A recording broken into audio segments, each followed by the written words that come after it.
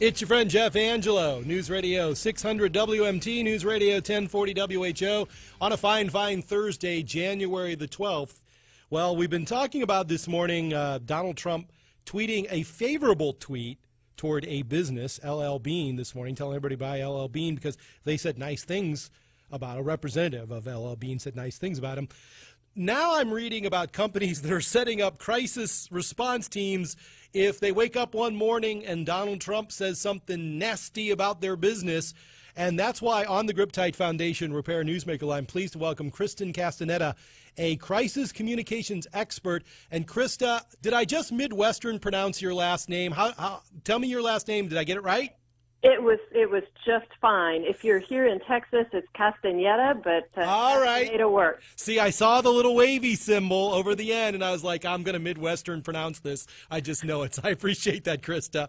So no worries. I wake up, Jeff Angelo Incorporated, and Trump's saying, oh, man, that company, it's terrible. They're going to be sorry they did that thing. What do you advise that I do? Wow. So the first thing is I would advise any client, any potential client, anybody who thinks they might even possibly be on Trump's radar screen for the issues that we know he cares about, which are keeping jobs in America and now keeping drug company prices low.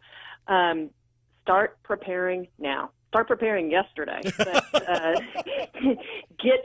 get your messages in order. Get your facts ready to go. Start putting your story out on social media and other ways, and be prepared because once the tweet hits, the stock price drops.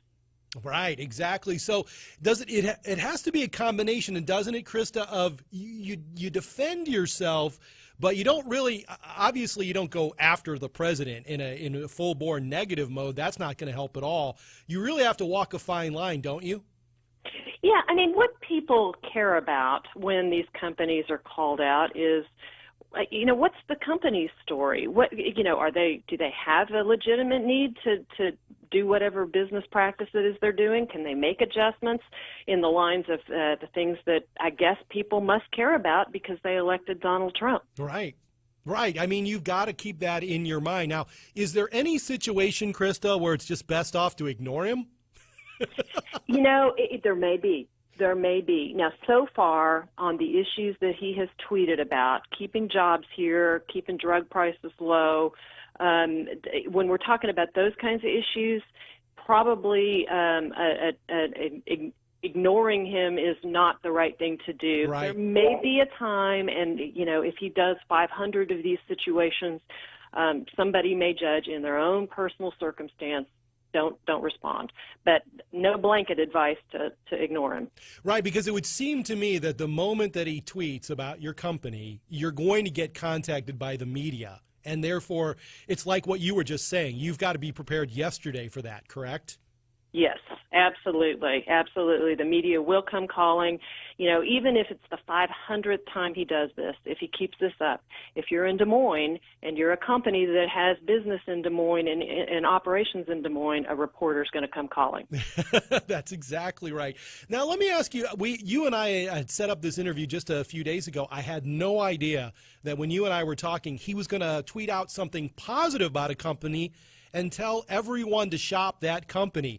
Would you, Chrysta, believe that that's going to set a precedent for some companies that they're going to try to find some sort of favorable attention from the president-elect?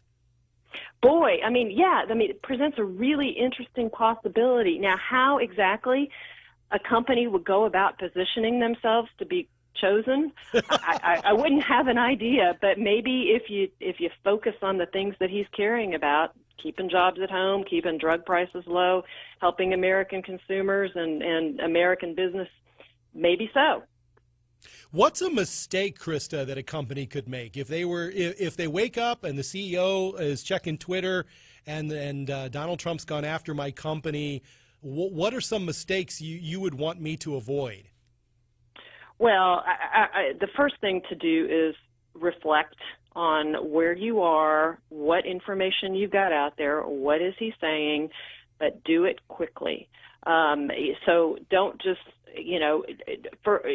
I would advise anybody who's got a social media presence and possibly a communications department that engages through social media to have those people well aware of, there's not just one quick reaction to this. There needs to be a plan. So be prepared, but don't shoot from the hip. Yeah, absolutely. So do you think, Chrysta, you've been observing some of the reactions to Donald Trump's tweets.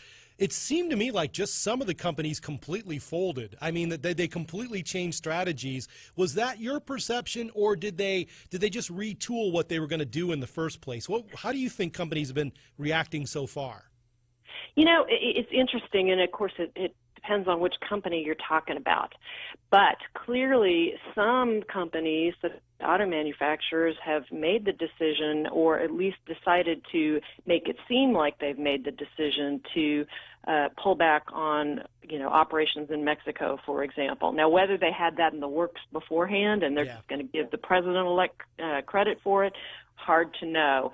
But it does seem, it certainly is having an impact in the stock prices for these companies. So they are responding. He is getting attention. It's going to be really interesting to see, does he keep this up? When he actually takes the presidency and he has all the other things that the president has to do, is he still going to be tweeting? That's a really great question. And that's a great way to end the interview. That is crisis communications expert Chrysta Castañeda. Chrysta, thanks very much for joining me. I appreciate your perspective on that. Happy to. Thank you. Thanks very much. That is an interesting perspective. Once he's president of the United States, a couple of things can happen. One is he gets too busy to tweet about businesses that he either likes or dislikes, or somebody just comes to him and goes, man, Mr. President, look at the effect you're having. You can't really do this anymore.